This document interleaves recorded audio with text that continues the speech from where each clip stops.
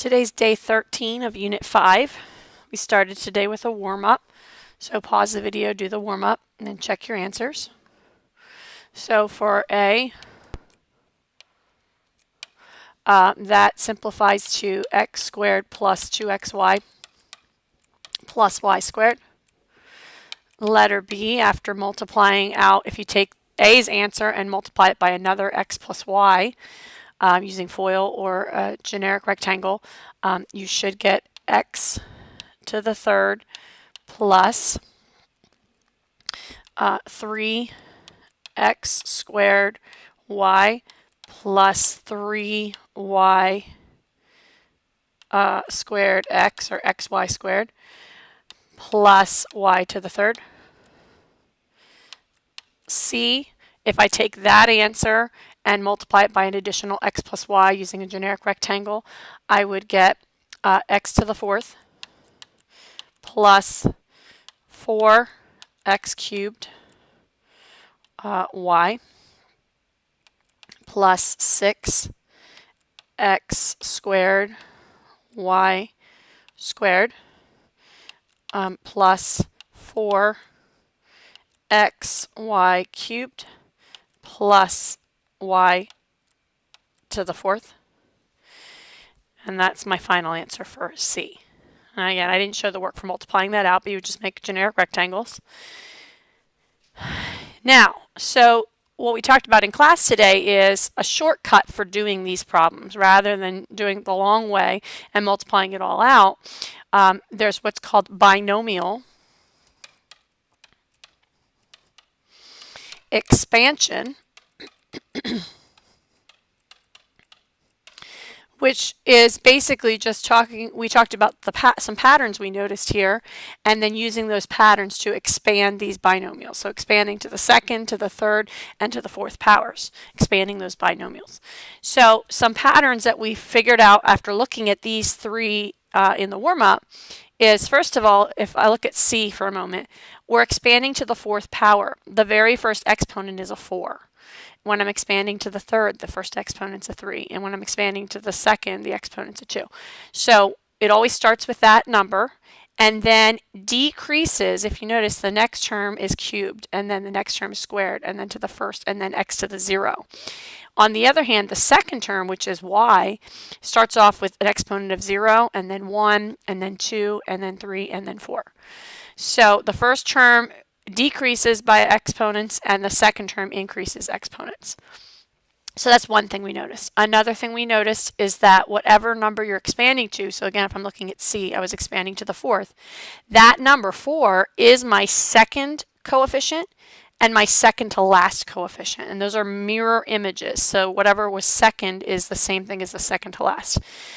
Same is true for expanding to the third. So 3 is the exponent I'm expanding to, 3 is the coefficient for the second term, and its mirror image the second to last term. And then same thing is true for expanding to the second, 2 is that coefficient. Now, we didn't talk about how to get that 6 coefficient right away. We talked about that in a little bit, so we'll skip that for now. But we also noticed that the exponents together add to whatever you're expanding to. So if I'm expanding to the fourth, 3 plus 1 is 4, 2 plus 2 is 4, 4 plus 0 is 4. All of those exponents add to whatever I'm expanding to. Same thing with cubing. 3 and 0 make 3, 2 and 1 make 3, 3 and 0, and 2 and 1, they all add to 3. And same thing with the second power. So those are just some things that we talked about in terms of patterns. Starting with the number you're expanding to, decreasing for the first term, increasing for the second term.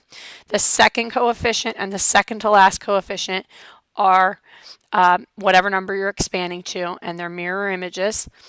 And that the exponents total, they add to whatever you're expanding to. So using those patterns, we then expanded x plus y to the fifth. So I know it starts with x to the fifth, and then plus sign. I know the coefficient for that next term is a 5, again, because I'm expanding to the fifth. And we have x to 1 less, which is 4. And then the second term, which is a y, is to 1 more, which is 1. plus sign. Now, we didn't talk yet about how to get this coefficient, so I'll just put a blank for now. But I do know x is 1 less and y is 1 more. Again, I'll put a blank because I didn't explain how to get that coefficient yet, but I do know it's x is 1 less and y is 1 more.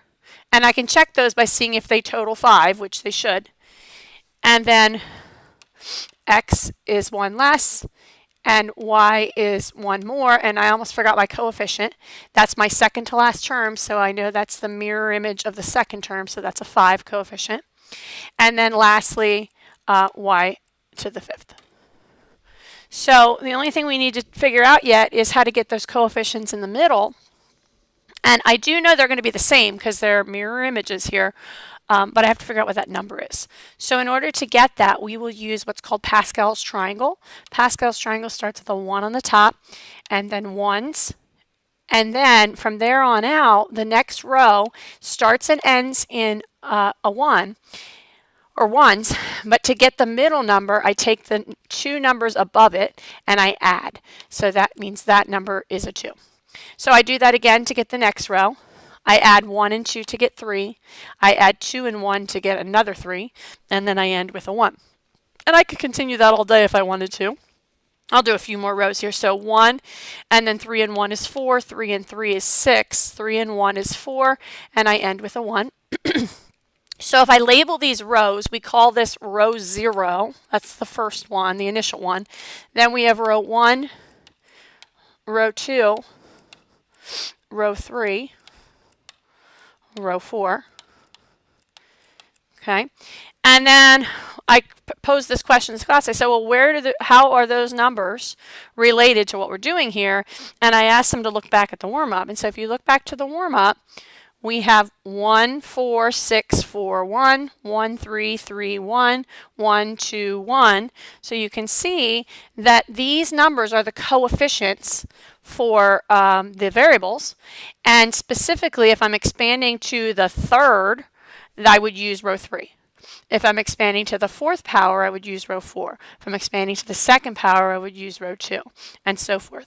So here, we're expanding to the 5th, which means we need to see what row 5 looks like. So 1 on the end, 4 plus 1 is 5, 4 plus 6 is 10, 6 plus 4 is 10, 4 plus 1 is 5, and 1 on the end. So I can see that those two middle numbers are 10s. So I'm going to go ahead and fill those in.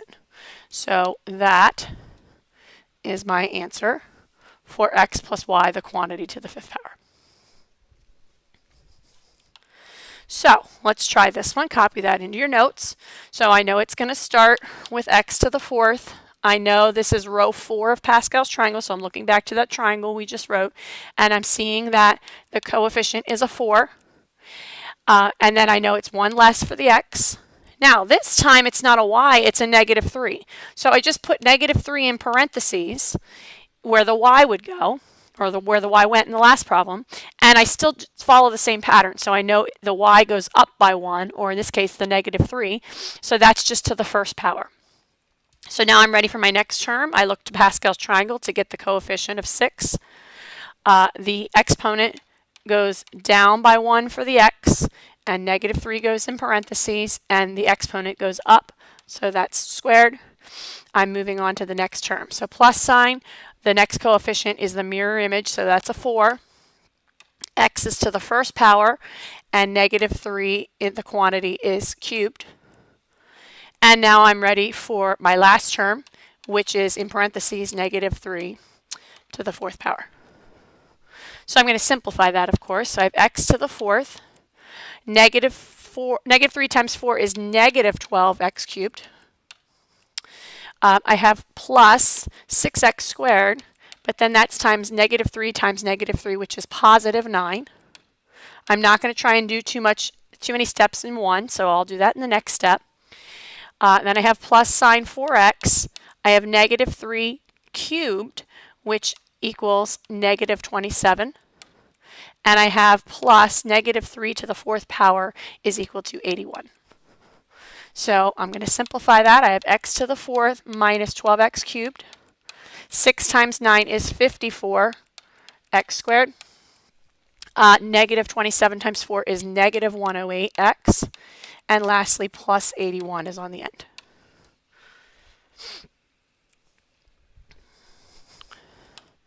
Next, let's try this one.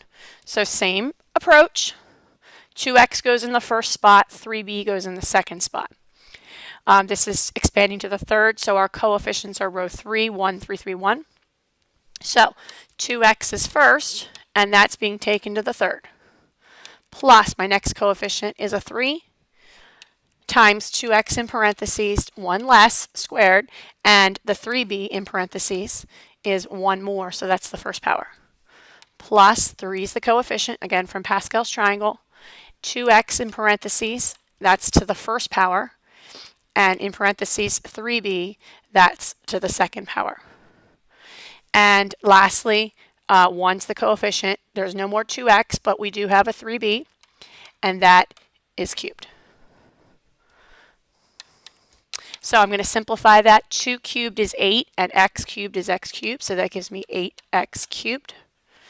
I'm going to go ahead and multiply the two that don't have exponents, because we know when we're simplifying, we follow order of operations. So I'm going to do the exponents before I multiply, but I can multiply the 3 and the 3b a while. So that's 9b times, and then I'm going to square 2x. So 2x times 2x is 4x squared. Again, I'm not trying to do too much in one step. I'll do that in the next step.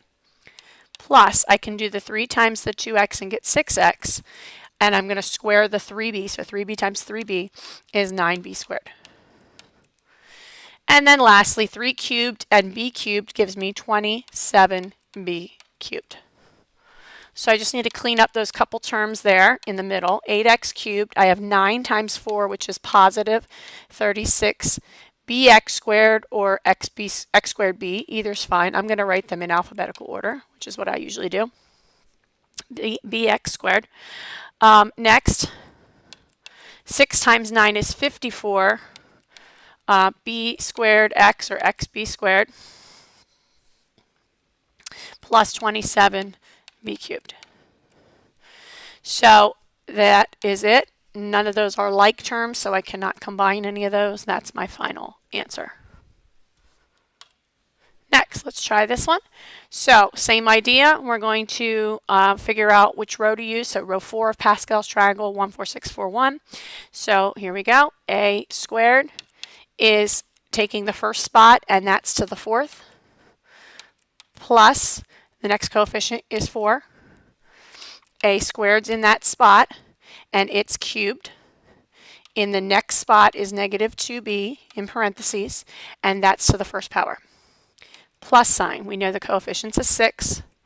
A squared goes in that space, and it's squared. And negative 2b is in the second spot, and that is squared. Plus, the next coefficient is a 4. The a squared goes in that spot, and it's to the first power. And the negative 2b is in the next spot, and that's cubed. And lastly, in parentheses, negative 2b is to the fourth. So simplifying, we know we have something to a power. Again, the rule says we multiply those powers, so that gives me a to the 8th. Plus, I have 4. A squared cubed is a to the 6th times negative 2b. I'll multiply that in the next step. Plus 6. A squared squared gives me a to the 4th. And in parentheses, negative 2b, the quantity squared, that gives me positive 4b squared. So I'll put that in parentheses because that's going to be multiplied in a moment. Plus, I have 4a squared times negative 2b times negative 2b times negative 2b. Negative 2 times negative 2 times negative 2 is negative 8, and b is cubed, so negative 8b cubed. And lastly, negative 2 times negative 2 times negative 2 times negative 2, that gives me positive 16b to the 4th.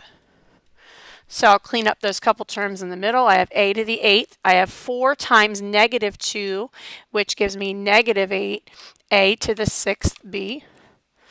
I have positive 6 times 4, which is positive 24, a to the 4th b squared. Next we have Negative 8 times 4, which is negative 32, a squared b cubed, and lastly plus 16b to the fourth. And that is my final answer. So your homework for tonight is page 24, all, and then on worksheet number 10, just problems 1 through 4. Also, if you signed up for the AMC contest, the money's due by dollars due by Friday, and some of you I will only see tomorrow, Thursday, because we don't have class on Friday. So make sure that you get your money to me by tomorrow if I don't see you Friday, or Friday if I have you in class.